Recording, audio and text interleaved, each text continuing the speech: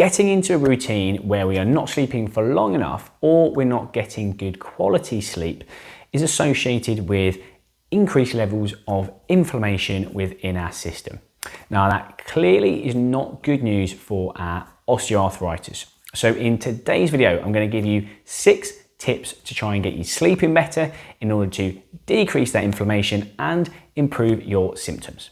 Tip number 1 is try and get into a good, consistent routine, whether it's a weekday or a weekend. And I know it's easier said than done. I'm certainly guilty of this myself, but at the weekend, if you're tempted to try and stay up late, try and maintain the same time that you would during the week and try and get up nice and early as well, rather than having long lie-ins, because that natural circadian rhythm that we have within our system that wakes us up and makes us tired when we go to bed never gets a chance to settle down. Studies have been done on individuals that do shift work and night work who can't get into a consistent routine, and research has suggested that these individuals tend to have higher inflammatory markers in their system than those that don't. Tip number 2 is have a think about nutrition and diet in relation to your sleep times. You don't really want to be too full when you go to bed, and you don't want to be hungry either. Now, in Western cultures where we're busy working and we're doing lots of things and rushing around, it's very common to eat a large meal and then go to bed an hour or two afterwards. That's not generally a great idea. It can make you feel quite uncomfortable. It could give you some indigestion or reflux, and this could wake you up during the night.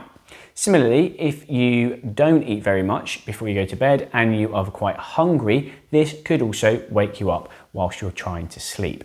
Secondly, have a think about foods that are stimulants. So nicotine isn't a food, but it's certainly a stimulant. So have a think about reducing your nicotine intake a few hours before bed. And then also have a think about caffeine, tea and coffee, as well as alcohol.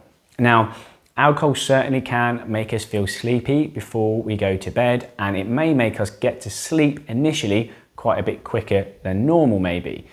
However, it is a stimulant, and what tends to happen is you drift off to sleep quite quickly, maybe even quite deeply, but then a few hours later you wake up and then you struggle to get back to sleep again. And this poor quality sleep could well increase that inflammation within the body. Tip number 3, try and avoid blue light or bright light just before bed. So this constitutes things like TV, phone and computers and laptops. Now, you may have heard this one before, but the reason is because when we get to that point of the night when we are supposed to be going to bed, our brain produces a hormone called melatonin. And it's this melatonin that helps us feel tired and drowsy. But what happens when you've got this blue light in front of you is that blocks your brain's ability to produce that melatonin and you feel more awake. So the recommendation is try and avoid blue light an hour before bed. Maybe listen to some calming music in a quieter, darker room, or read a book. But in the same way, if you want to get up in the morning feeling a bit fresher, more awake, get the curtains open and get the light on. Tip number 4 is try to create a nice, restful, calming environment in your bedroom.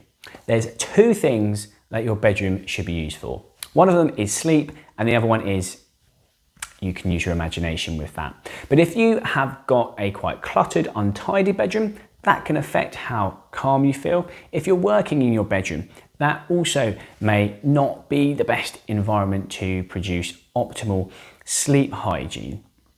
The other thing you want to make sure is that it's a nice temperature. We tend to not sleep that well if it's really warm and or very cold. So make sure you're comfortable with the temperature that you'd like to be sleeping in. Tip number 5 is exercise. This is my favorite one. There is an absolute abundance of research to suggest people that exercise sleep better. We're burning more calories during the day. We're going to feel more tired in the evening. Now, the other thing that is really important for sleep in relation to exercise, but also osteoarthritis and any other long-term condition, is that sleep is the time where your body repairs itself. It's the time it recovers, and it's the time that it rests. So it's exceptionally important if we're trying to recover and we're trying to decrease the amount of inflammation within our system. Tip number 6 is kind of a bonus tip, specifically in relation to osteoarthritis. Now, if you are struggling to sleep because you are in pain or discomfort, priority number 1 before we discuss Any of the other things that we've spoken about today is getting your pain under control. Now, if you are already taking medication and you've still got high levels of pain that are stopping you sleep, you do need to have a chat with your doctor about reviewing that medication, because ultimately it's not doing its function properly. Secondly, if you're not taking medication and you are somebody that is reluctant to, or you want to do things naturally, that is absolutely fine, and I am in favour of that in the majority of cases. There's one case in particular where I would urge you to think about taking pain relief, and that is if it's affecting your sleep. Just mention the fact that the sleep is when we recover, we repair, and we rest. And if you're not able to do that effectively, the likelihood is your symptoms could last longer and your prognosis might be slightly longer too. Let me know below the video whether you feel that your arthritis is affecting your sleep and or the things you've done to try and improve your sleep.